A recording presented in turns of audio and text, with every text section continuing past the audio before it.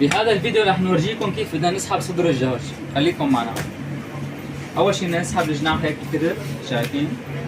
ناخذ كمان الجناح الثاني، نضرب الفخذ هيك ونسحبه. شايفين شلون؟ نضرب هيك الجلده، نعمل لها قرمه هيك صغيره، ننكشها هيك من هون بيطلع لحاله. هي هون في جلده، بس تنكشها هيك وتحط هيك السكين تلاقيها شو انسحبت لحالها. تحط ايدك هيك هيك وشو بتصير قصة. شايفين شلون؟ هلا عندي الصدر، حط هيك سحبة بالسكين، هي ضربة هون، ضربة ثانية هون، ونكشة صغيرة هون، بتحطوا هيك السكين هون براس العظمة وبتسحبه، بعدين بتفوت هيك من تحت العظمة، شايفين شلون؟